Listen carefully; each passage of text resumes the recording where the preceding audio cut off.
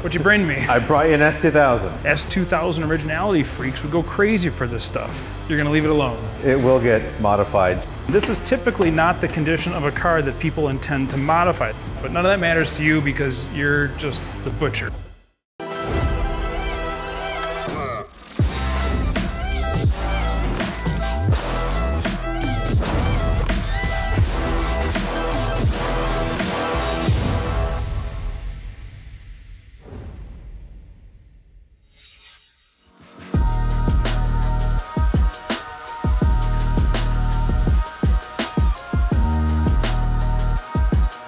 Hey, Chris. Hey.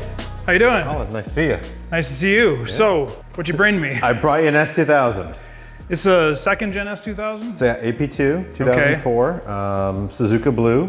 Okay. With the blue interior. All right, and how long have you had it? 3 weeks. 3 weeks, yeah. Okay. So long-term owner, it's always good to have. Long-term owner, yeah. You love it, it's your baby, you're never gonna touch it? It's everything. Oh, no. My day job is with KW Suspensions. It's kind of a tie-in story that I wanted the car for a long time, got the opportunity to get one, so. So now you have it. Now I have it. And you're gonna leave it alone. Today. This will be documented as its stock form. Okay. And it will get modified, changed. Okay. A bunch of stuff will get done to it. All right, well, you know why you were asked to bring it in here, even though you're just gonna butcher it up and you've only had it a little short while. The whole premise of the show here is I'm gonna walk around it and give it an appraisal. Yep. And I'm gonna tell you what I think, even though it clearly doesn't matter, and you'll tell me how you don't care, and then you'll drive out. All right, sounds good. All right, see you in a little bit. All right, Thank you.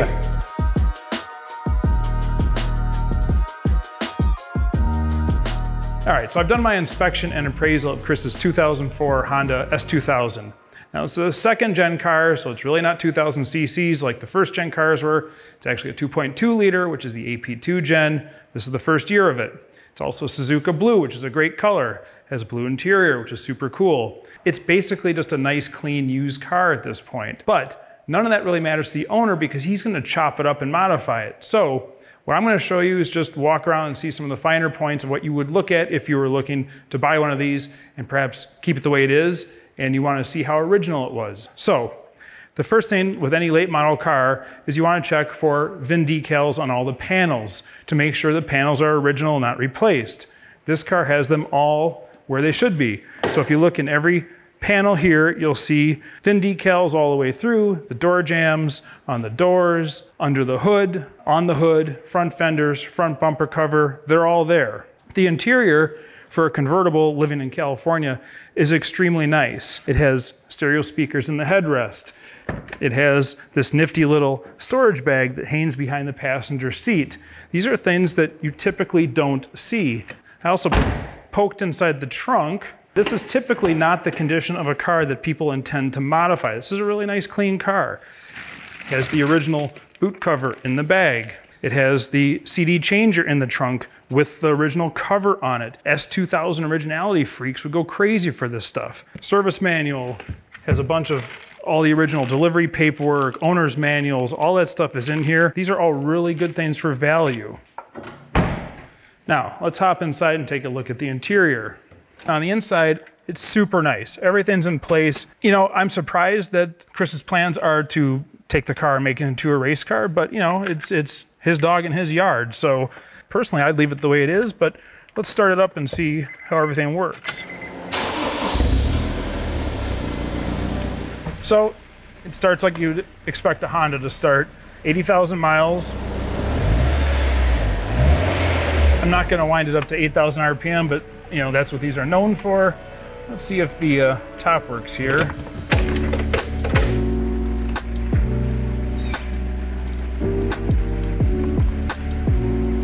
So, top works as it should.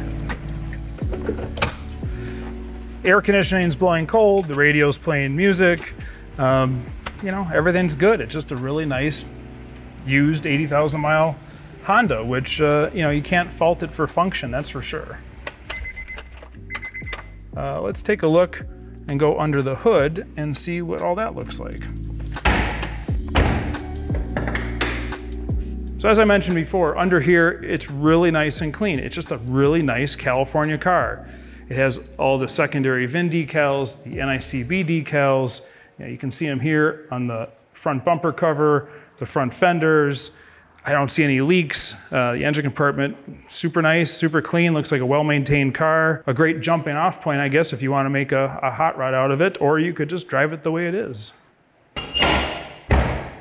Another thing you look for when appraising a late model car, you're thinking of buying one, look at the wheels, these alloy wheels, you know, they're low profile tires these days. The curbs seem to get a lot higher, so you end up getting a curb rash. This car has a little bit of curb rash on the right front.